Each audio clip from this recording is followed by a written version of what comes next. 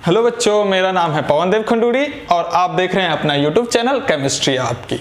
बेटा आज हम स्टार्ट करेंगे क्लास 10 के बायोलॉजी का जो पहला चैप्टर है लाइफ प्रोसेस, ठीक है ना, इसके सेकंड वीडियो का, क्योंकि इससे पहले हमने जो है पहला लेक्चर पढ़ लिया, उसमें हमने इसका बेसिक समझा।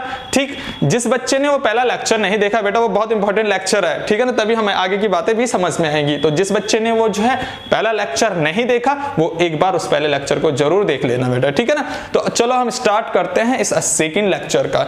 तो ये सेकंड लेक्चर में बेटा वहां पर हमने पढ़ा था लाइफ प्रोसेस की डेफिनेशंस, और वो लाइफ प्रोसेस की कौन कौन सी होती हैं। वो लाइफ प्रोसेस चार बेसिकली लाइफ प्रोसेस हमने वहां पर पढ़ा था। सबसे पहले न्यूट्रिशंस, दूसरा हमने ब्रीथिंग रेस्पिरेशंस, तीसरा ट्रांसपिरेशंस और चौथा एक्सक्रीशंस, ठीक है ना। तो एक एक करके इन सारी लाइफ प्रोसेस को पढ़ते हैं। चलिए स्टार्ट करते हैं। टॉपिक डालिएगा न्यूट्रिशंस। बेटा नोट्स बिल्कुल ऐसे बनाते रहना जैसे मैं बना रहा हूं, ठीक है ना, क्योंकि नोट्स से ही क्या होगा, तुम्हारा उद्धार होगा। ठीक है, चलिए स्टार्ट करते हैं। न्यूट्रिशंस। अब न्यूट्रिशंस होता क्या है? न्यूट्रिशंस बेटा वो तरीका है जिससे कोई भी ऑर्गेनिज्म, जिससे कोई भी लिविंग ऑर्गेनिज्म खाना खाता है। यानी कि ऐसा तरीका जिससे कोई लिविंग ऑर्गेनिजम्स, जिस तरीके से कोई लिविंग ऑर्गेनिजम्स खाने को इनटेक करता है, खाने को खाता है, उसी तरीकों को हम क्या बोलेंगे? न्यूट्रिशंस बोलेंगे। तो हम इसकी डेफिनेशंस लिख लेंगे। The mode of intake of nutrients, intake of nutrients, और ब्रैकेट में क्या लिख सकते हैं बेटा? फूड। यानी कि फूड को ही क्या बोलते हैं? Nutrients. By living organisms, living organisms, है ना। तो किसी भी लिविंग ऑर्गेनिज्म के द्वारा जो फूड को इनटेक करने का तरीका है, उसी तरीके को हम क्या कहते हैं बेटा? न्यूट्रिशंस कहते हैं ना। लिविंग ऑर्गेनिज्म हमने पिछली वीडियो में पढ़ लिया था ना कि हम किसको लिविंग कह रहे थे, किसको डेड कह रहे थे ना। चलो है, तो हमने बोला mode of intake of nutrients की जो है, जब mode of intake of nutrients होता है तो उसी तरीके को हम क्या कहते हैं? न्यूट्रिशंस। तो इससे आगे हम क्या लिखेंगे? प्रोसेस इज नोन एज, कि उस प्रोसेस को क्या कहेंगे? प्रोसेस इज नोन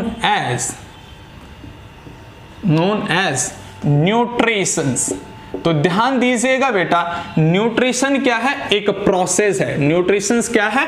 प्रोसेस है। और जो न्यूट्रिएंट्स हैं, ये न्यूट्रिएंट्स क्या है बेटा? इस प्रोसेस के कंपोनेंट हैं। ये बात ध्यान रखना, जब भी कोई प्रोसेस होती है तो उस प्रोसेस के कोई ना कोई कंपोनेंट होते हैं। कंपोनेंट मतलब जो किसी प्रोसेस में पार्ट ले रहे हैं, यानी कि भाग ले रहे हैं, ठीक है ना, तो उसी को हम बोलते हैं कंपोनेंट। तो हमने न्यूट्रिशंस को क्या बोला? वो एक प्रोसेस है और न्यूट्रिएंट्स उसके क्या है? कंपोनेंट। यानी कि बिल्कुल सिंपल सी डेफिनेशंस हो गई कि न्यूट्रिशंस क्या है? न्यूट्रिशंस क्या है? Simply intake of food, intake of nutrients, है ना, कि mode of intake of nutrients को ही हम क्या बोल रहे हैं? न्यूट्रिशंस बोल रहे हैं। अब वो न्यूट्रिएंट्स कौन कौन से हैं उनके बारे में ध्यान दीजिए बेटा।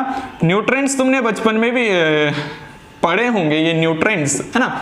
वो मेन न्यूट्रिएंट्स कौन कौन से होते हैं? बचपन की बातें मैं क्यों कर रहा हूं, पढ़े हैं ना, जैसे कार्बोहाइड्रेट, प्रोटीन,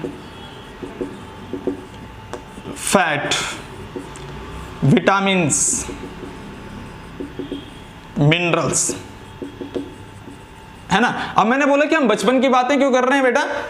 क्योंकि जब हम दूसरी तीसरी क्लास में होते हैं तो वहां पर जो है ये चीजें दी होती हैं कि भाई कार्बोहाइड्रेट किससे मिल रहा है, कार्बोहाइड्रेट लिखा होता है और आगे उसकी फोटो छप के आई होती है, भाई कार्बोहाइड्रेट किससे मिल रहा है, कि जो है कुछ वहां पर जो है बने होते हैं, अनाज वगैरह बने होते हैं, अनाज की फोटो बनी होती है ना, यानी कि सीरियल्स वगैरह की फोटो बनी होती है। प्रोटीन किन किन चीजों से मिल रहा है, तो वहां पर जो है दूध वगैरह, मीट वगैरह, है ना, मीट यानी मच्छी वगैरह वहां पर फोटो में बनी हुई होती है, दालें बनी होती हैं। फैट किन से मिल रहा है, तो फैट की जो है आगे वहां फोटो बनी होती है कि भाई वो घी वगैरह से या फिर ऑयली जो यानी कि घी मक्खन वगैरह से जो है वहां पर मिल रहा है। तो ये सारी चीजें जो है कार्बोहाइड्रेट, प्रोटीन, फैट, ये हमने बचपन में भी जान लिया है, ठीक है बेटा। तो ये जो 3 कंपोनेंट हैं न्यूट्रिएंट्स के, ये कार्बोहाइड्रेट, प्रोटीन, फैट, ये 3 ऐसे कंपोनेंट है बेटा जिससे एनर्जी मिलती है, जिससे किसी भी लिविंग ऑर्गेनिज्म की बॉडी को एनर्जी मिलती है। इसका मतलब ये तीनों कंपोनेंट क्या है, एनर्जी प्रोवाइड करते हैं। तो हम लिख लेंगे इट प्रोवाइड एनर्जी, कि ये क्या करते हैं, एनर्जी प्रोवाइड करते हैं, ये 3 के 3। अब ये जो है, ये 2 जो है हमारे पास विटामिन्स और मिनरल्स, ये 2 ऐसे कंपोनेंट है बेटा न्यूट्रिशंस के जिनसे एनर्जी नहीं मिलती। तो हम यहां पर क्या लिखेंगे, not provide energy, not provide energy, कि ये एनर्जी नहीं बनाते हैं। अब ये एनर्जी नहीं बनाते हैं, ये एनर्जी बनाते हैं। तो हम सोचेंगे साला जब ये एनर्जी नहीं बना रहा है तो इसका काम क्या है ना। तो ऐसा नहीं है बेटा, हम बोलेंगे चलो भाई ये तो एनर्जी बना रहा है, इसका काम कुछ ना कुछ है बॉडी में, लेकिन साला ये एनर्जी नहीं बना रहा तो इसका काम क्या है। तो देखिए बच्चों, ये एनर्जी नहीं बना रहा है, लेकिन नहीं बनाने का मतलब ये नहीं कि इसका कुछ काम नहीं है, ये बहुत इंपॉर्टेंस रखता है अपने आप में। जैसे अगर हम विटामिन की बात करें, तो इसको अगर थोड़ा देखें तो विटामिन क्या होता है बेटा, विटामिन को अगर तोड़े तो ये होता है वाइटल अमाइंस। क्या होता है, वाइटल अमाइंस। और वाइटल का मतलब होता है नेसेसरी, बहुत जरूरी। इसका मतलब क्या होता है बेटा, नेसेसरी यानी कि बहुत जरूरी, यानी बहुत जरूरी अमाइंस, यानी बॉडी के लिए बहुत जरूरी अमाइंस। अब जरूरी क्या है भाई, जब एनर्जी प्रोवाइड नहीं कर रहा तो जरूरी क्या है, जरूरी क्या है बेटा कि ये दोनों के दोनों क्या करते हैं, जो हमारी बॉडी में कुछ भी केमिकल रिएक्शन चलती है, बॉडी के अंदर कुछ भी रासायनिक अभिक्रियाएं चलती हैं, तो उनको ये बैलेंस करके रखता है, उनको मेंटेन करके रखता है। तो हम क्या बोलेंगे कि विटामिन्स और जो मिनरल्स है ये एनर्जी तो प्रोवाइड नहीं कर रहा है, लेकिन it maintain biochemical reactions of body. तो हम क्या लिखेंगे यहां पर, it maintain biochemical reactions of body, it maintain biochemical reactions of body. ठीक है, बायोकेमिकल रिएक्शंस भी लिख सकते हो और यहां पर एंजाइमेटिक रिएक्शंस भी लिख सकते हो, क्योंकि ये क्या कर रहे हैं, एंजाइमेटिक रिएक्शंस को मेंटेन करते हैं बॉडी के अंदर। ठीक है ना, इज इट क्लियर। तो क्वेश्चंस इस तरह से आता है एग्जाम में कि बताइए कि न्यूट्रिएंट्स के जो है या न्यूट्रिशंस के ऐसे कौन से कंपोनेंट हैं जिनसे एनर्जी नहीं मिलती, और एग्जांपल तुम्हारे पास आ जाएगा, या फिर तुम्हारे पास जो है ऑप्शंस इस तरह से आ जाएंगे, कार्बोहाइड्रेट, प्रोटीन, फैट, विटामिन्स, है ना। एग्जाम वाला दे देगा कि बताइए किन, यानी कि which one of the following component of nutritions not produce energy, की जिनसे एनर्जी नहीं मिलती है। तो एग्जांपल दे देगा कार्बोहाइड्रेट, प्रोटीन, फैट, विटामिन्स। तो जवाब क्या जाएगा बेटा, विटामिन्स। Very good. ठीक है, अब आगे बढ़ते हैं, समझते हैं जो ये एनर्जी बना रहे हैं, ये जो एनर्जी प्रोड्यूस कर रहे हैं, कौन कौन कितनी कितनी एनर्जी बनाता है। तो ध्यान दीजिएगा बेटा, यहां पर जो ये कार्बोहाइड्रेट और प्रोटीन है, कार्बोहाइड्रेट और प्रोटीन जो है दोनों लगभग same amount of energy produce करते हैं, यानी कि वो एनर्जी कितनी होती है, 4 कैलोरीज इन अ ग्राम का मतलब है कि अगर हम कार्बोहाइड्रेट का 1 ग्राम देखें तो वहां से 4 कैलोरी एनर्जी मिलती है। ऐसे ही हम प्रोटीन का अगर 1 ग्राम देखें तो वहां से भी 4 कैलोरी एनर्जी मिलती है, यानी कि प्रोटीन से भी 4 कैलोरी एनर्जी मिलती है और कार्बोहाइड्रेट से भी 4 कैलोरी एनर्जी मिलती है। लेकिन जो ये फैट है बेटा, इसको मैंने गोला कर दिया, इसमें स्टार भी कर दिया। स्टार इसलिए क्योंकि बहुत इंपॉर्टेंट है, क्वेश्चन पूछा जाता है किसमें, कॉम्पिटिटिव में भी और बोर्ड एग्जाम में भी 1 नंबर में। जो ये फैट है, ये फैट प्रोड्यूस करता है बेटा 9 कैलोरी, कितना, 9 कैलोरी इन अ ग्राम, कि 1 ग्राम में ये कितना कैलोरी दे रहा है, 9 कैलोरी दे रहा है। तो ये क्वेश्चंस भी पेपर में बनता है कि विच कंपोनेंट ऑफ न्यूट्रिएंट्स या फिर nutritions, which component of nutritions provide large number of energy या फिर मैक्सिमम अमाउंट ऑफ एनर्जी। तो जवाब क्या जाएगा, यानी कि कौन सा ऐसा कंपोनेंट है न्यूट्रिशंस का जिससे से अधिक एनर्जी मिलती है, अधिक से अधिक ऊर्जा मिलती है। तो जवाब क्या जाएगा बेटा, जवाब क्या जाएगा, फैट। वेरी गुड, ठीक है ना। तो ये थे हमारे पास कुछ एक एक दो दो नंबर वाले क्वेश्चंस जो कि चुटकियों में हो गए, है ना। तो हम बात कर रहे हैं, ये हमने न्यूट्रिशंस देख लिया। अब ये न्यूट्रिशंस में जो हमने बोला कंपोनेंट इसके न्यूट्रिएंट्स हैं, तो इन न्यूट्रिएंट्स को लेना ही जरूरी क्यों है ना, यानी कि बॉडी इनको ले रहा है, इनटेक कर रहा है, न्यूट्रिशंस प्रोसेस क्यों जरूरी है, तो उसको समझ लेते हैं। तो टॉपिक इस तरह से डाल देते हैं, need of nutrients. In nutrients की जरूरत क्या है इन न्यूट्रिएंट्स की जरूरत, आखिर में क्यों हम न्यूट्रिएंट्स ले रहे हैं। तो न्यूट्रिएंट्स की जरूरत क्या है बेटा, सबसे पहला पॉइंट समझना, सबसे पहला पॉइंट, जो न्यूट्रिएंट्स हैं उनसे हमें क्या मिल रही है, एनर्जी मिल रही है, या फिर किसी भी ऑर्गेनिजम्स को, किसी भी लिविंग ऑर्गेनिजम्स को उन न्यूट्रिएंट्स की वजह से ही क्या हो रहा है, एनर्जी मिल रहा है ना। तो हम लिखेंगे इट प्रोवाइड एनर्जी। क्या कर रहा है, एनर्जी बना रहा है। अब एनर्जी बना रहा है तो एनर्जी का हम क्या करें भाई, है ना। तो उस बात को भी समझ लेते हैं कि हमने बोला कि न्यूट्रिएंट्स क्या करता है, ऊर्जा बना रहा है। अब ऊर्जा बना रहा है, उस ऊर्जा का हम क्या करें, तो ध्यान दीजिएगा, ये ऊर्जा का हम क्या करें, इस एनर्जी का हम क्या करें। सबसे पहला पॉइंट यहां पर लिख लेते हैं कि जो एनर्जी है वो क्यों जरूरी है, वो ऊर्जा क्यों जरूरी है। बेटा ऊर्जा जरूरी है हमारे स्वास्थ्य के लिए, हमारी हेल्थ के लिए, यानी किसी भी ऑर्गेनिज्म की हेल्थ के लिए, स्वास्थ्य के लिए, ताकि उसका स्वास्थ्य ठीक रहे, उसके हेल्थ ठीक रहे, उसके लिए ऊर्जा बहुत जरूरी है ना। तो हम इस तरह से लिख सकते हैं कि जो है एनर्जी मेंटेन, जो एनर्जी है वो मेंटेन करके रखती है हेल्थ को, या फिर हम सिंपल ये लिख सकते हैं, energy maintain state of order in our body, यानी कि वो हमारी बॉडी का स्टेट ऑफ ऑर्डर को मेंटेन करके रखती है, या फिर सिंपल हम क्या लिख सकते हैं, ये इन बॉडी, और सिंपल हम क्या लिख सकते हैं ब्रैकेट में, हेल्थ, कि भाई वो हेल्थ को क्या करता है, मेंटेन करके रखता है एनर्जी, ठीक है ना। अब हमने ये तो पढ़ लिया कि वो हेल्थ को मेंटेन करके रखता है, एनर्जी जो है हेल्थ यानी कि स्वास्थ्य को मेंटेन करके रखता है। लेकिन किसी ने हमें पूछ लिया कि बताइए स्वास्थ्य क्या होता है, हेल्थ क्या होता है, तो वहां पर हम ऐसा ना हो जाएं बेटा। तो इसके लिए ऐसा मतलब चुपचाप कि भाई स्वास्थ्य क्या होता है, हेल्थ क्या होता है, बिल्कुल कॉमन सा जवाब जो है हमें नहीं आता, तो ऐसा वहां पर ना हो उसके लिए हम समझ लेते हैं कि हेल्थ क्या होता है।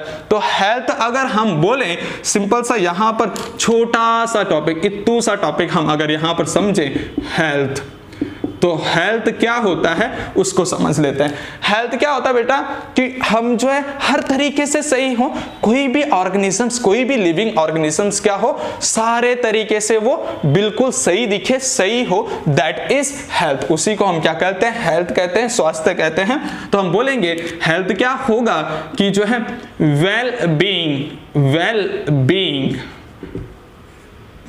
in all aspect, well-being in all aspect, यानी कि सारे तरीके से वो क्या होना चाहिए, वेल होना चाहिए, सही होना चाहिए, दैट इज कॉल्ड हेल्थ। उसी को क्या कहते हैं, हेल्थ कहते हैं। अब वो सारे तरीके कौन कौन से हैं बेटा, जैसे सबसे पहले हमने बोल दिया कि वो फिजिकली क्या होना चाहिए, ठीक होना चाहिए, वो फिजिकली क्या होना चाहिए, वेल होना चाहिए, उसका फिजिकल वेल होना चाहिए। दूसरा वो मेंटली क्या होना चाहिए, सही होना चाहिए। तीसरा वो जो है सोशली सही होना चाहिए, सोशली वो जो है सही होना चाहिए। वो बिहेवियरली सही होना चाहिए, बिहेवियरली वो सही होना चाहिए। इसका मतलब कि अगर हम हेल्थ बोलें तो किसको हम एक परफेक्ट हेल्थ बोलते हैं, किसको हम एक सही हेल्थ बोलते हैं, किसको सही स्वास्थ्य बोलते हैं, जिसका फिजिकल सही हो। फिजिकल मतलब उसकी बॉडी का हर एक अंग जो है, हर एक भाग जो है बिल्कुल सही हो, हर एक ऑर्गन सही हो, तो उसी को हम बोलेंगे उसका फिजिकल क्या है, सही है। फिजिकल जैसे हम लेते हैं ना, जैसे जो है आर्मी में जो है फिजिकल लेते हैं, पुलिस वाले ट्रेनिंग में फिजिकल लेते हैं, दौड़ कराते हैं, भाग कराते हैं, तो वहां पर यही चीजें देखी जाती कि वे फिजिकली सही है, फिट है कि नहीं है, कि आगे ये प्रोसीड कर पाएगा, आगे जो है इसको लेने लायक, इसका सिलेक्शन करने लायक है कि नहीं है। दैट इज फिजिकल, कि मतलब वहां पर ये सारी चीजें चेक करी जाती है ना। तो अगर उसका फिजिकल सही नहीं होगा, इसका मतलब उसको कुछ ना कुछ डिजीज है ना, तो इसका मतलब तो उसका फिजिकल सही नहीं है, इसका मतलब उसका स्वास्थ्य सही नहीं है ना। तो फिजिकल उसका सही होना चाहिए बेटा, ठीक। और दूसरी जो बात है मेंटली, वो मेंटली भी दिमाग से भी क्या होना चाहिए, सही होना चाहिए। यानी कि वो जो है दिमाग से जब सही होगा तो वो सोशली भी सही होगा। सोशली मतलब उसकी सोसाइटी में क्या उसके संबंध हैं, सोसाइटी को किस तरह से वो मान रहा है, किस तरह से वो चल रहा है, सोसाइटी में किस तरह से एक दूसरे के साथ उसका बिहेवियर है, ठीक है ना।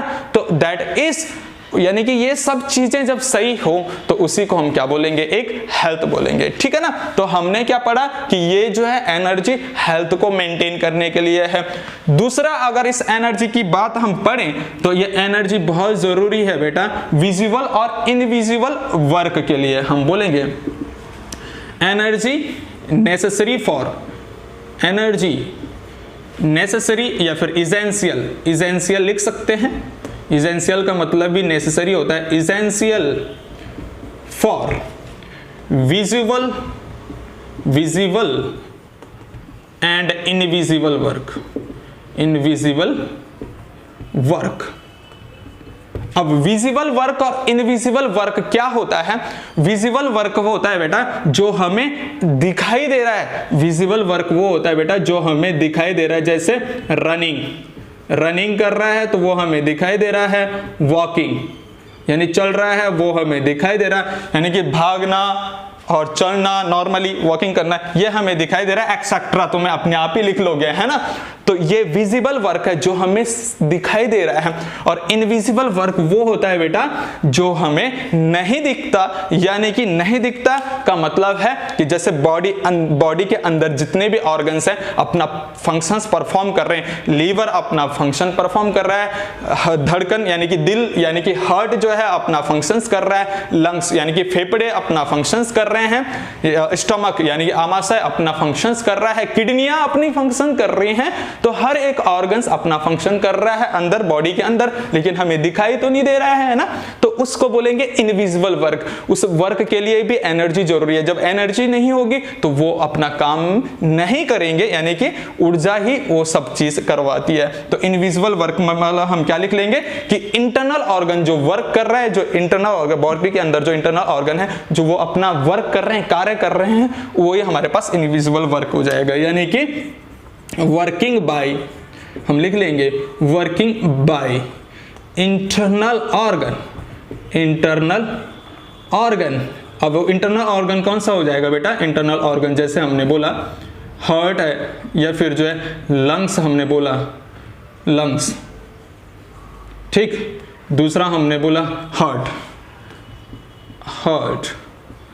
और हार्ट को थोड़ा सा जो है बना लेते हैं, है ना, इस तरह से बनता है ना हार्ट। बहुत सारा बना रखा होगा, है ना, पर्चियों पे लिख लिख के बना के जो है क्लासेस में जहाज बना के उड़ा रहे हैं, है ना, या फिर दूसरी लड़की पे फेंक रहे हैं, लड़के पे फेंक रहे हैं करे हैं, ऐसा काम भी बहुत कर रहे हैं और हर स्टूडेंट ऐसा काम करता है, ठीक है। तो हार्ट यानी कि दिल है कि मानता नहीं, काम करता ही है ऐसे चुचुंदरे काम, है ना, बचकानी हरकतें। तो ये हमारे पास है कि भाई ये जो एनर्जी है, एनर्जी हेल्थ को मेंटेन करता है, विजिबल और इनविजिबल वर्क को करवाता है। दूसरी बात अगर हम करें कि जो ये हमने बोला न्यूट्रिएंट्स का नीड एनर्जी प्रोवाइड करना है, दूसरा क्या प्रोवाइड करना है इस न्यूट्रिएंट्स का। इस न्यूट्रिएंट्स से क्या होता है बेटा? बॉडी की स्ट्रक्चर मेंटेन रहती है, बॉडी रिपेयर होती है, ठीक है ना। तो हम लिख लेंगे ये डेवलपमेंट और ग्रोथ में काम करता है ना। न्यूट्रिएंट्स इसेंशियल फॉर, हम दूसरे पॉइंट यहां पर, ये पहला ये है, दूसरा हम बोल लेंगे nutrients, nutrients essential for growth and development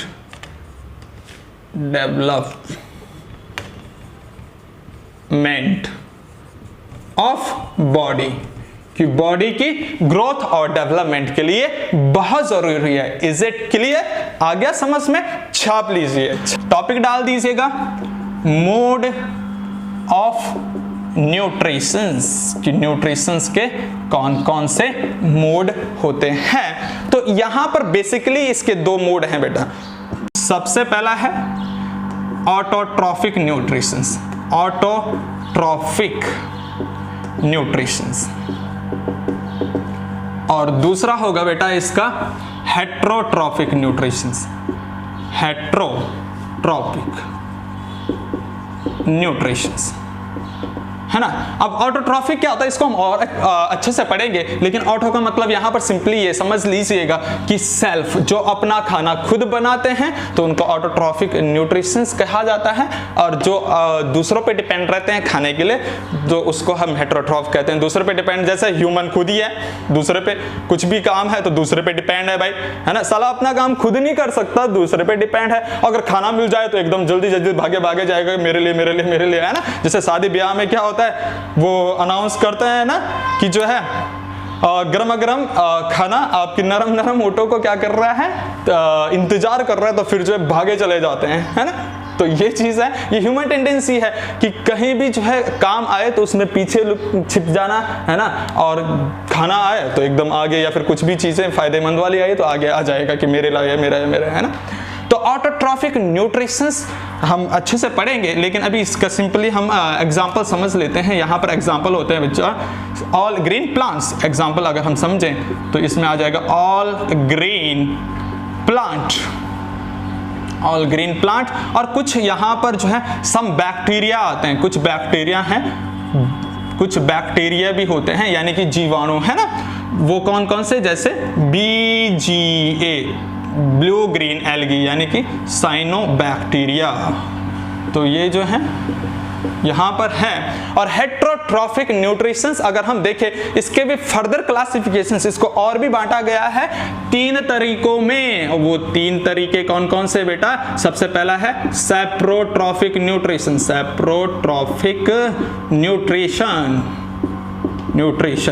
और दूसरा है पैरासिटिक न्यूट्रिशंस, पैरासिटिक न्यूट्रिशन, और लास्ट वन इज बेटा होलोजोइक न्यूट्रिशन। ठीक, अब इसमें थोड़ा एग्जांपल समझ लेते हैं, इनको हम और भी अच्छे से पढ़ेंगे आगे, पर अभी बेसिकली एग्जांपल समझ लेते हैं। सैप्रोट्रॉफिक वो होते हैं बेटा जो दूसरों को मार के खाते हैं, यानी कि दूसरों की मार के खाते हैं, है ना, यानी दूसरों को जो है किल करके खाते हैं, सड़ी गली चीजें खाते हैं, है ना, डेड और डिकेइंग मैटर खाते हैं। तो वो जो है हमारे पास सैप्रोट्रॉफिक होते हैं, लेकिन अच्छे से बाद में पढ़ेंगे, अभी केवल और केवल एग्जाम्पल। जैसे हमारे पास फंगस होता है, फंजाई यानी कि फंगस, और दूसरा एग्जांपल हम इसका बोल सकते हैं बैक्टीरिया, है ना। बैक्टीरिया भी ऐसा है, दूसरों की मार के खाता है ना, और एक्सेट्रा, इसके एक्सेट्रा लिख सकते हैं, और भी एग्जांपल हैं।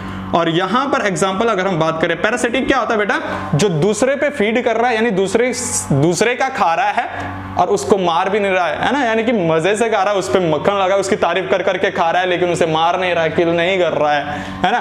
तो दैट इज पैरासिटिक, है ना। तो हम जैसे एग्जांपल हम यहां पर पढ़ते हैं बेटा कस्क्यूटा यानी कि अमरबेल, सुना होगा। दूसरा प्लाज्मोडियम, ठीक। तो एक्सेट्रा इसमें भी आ जाएगा कि भाई और भी एग्जांपल होते हैं। होलोजोइक न्यूट्रिशन, जिसमें हमारे जैसी बिरादरी आती है, इंसानों की बिरादरी, ह्यूमन बीइंग, है ना। तो होलोजोइक न्यूट्रिशन क्या होता है? जिसका डाइजेशन एब्जॉर्प्शन बॉडी के अंदर ही हो जाता है, इसको बोलते हैं होलोजोइक न्यूट्रिशन। और एग्जांपल क्या हो जाएगा बेटा इसका? जैसे ह्यूमन, सबसे बड़ा एग्जांपल तो पहले यही आ जाता है, जैसे अमीबा, ठीक है, एक्सेट्रा कर सकते हैं, ETC, है ना, एक्सेट्रा। तो ये समझ में आ गया।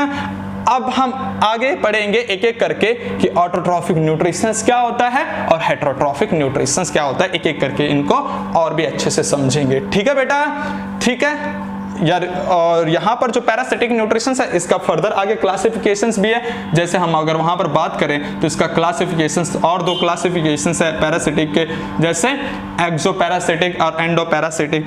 एक्सो पैरासिटिक और दूसरा एंडो पैरासिटिक। एंडो पैरासिटिक, ठीक।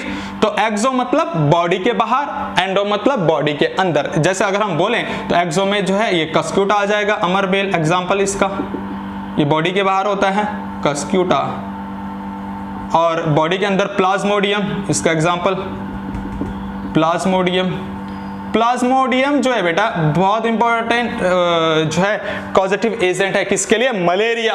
मलेरिया इसी की वजह से होता है, साला यही कॉज करता है, ये हरामखोरी ही कॉज करता है मलेरिया को। तो ये जो है हम बोलेंगे causative agent of malaria, causative agent of malaria, ठीक है। तो ये हमारे पास हो गया, ठीक है बेटा, समझ में आया। आगे पढ़ेंगे ऑटोट्रॉफिक न्यूट्रिशंस टॉपिक डालते हुए, छापो इसको। अच्छा।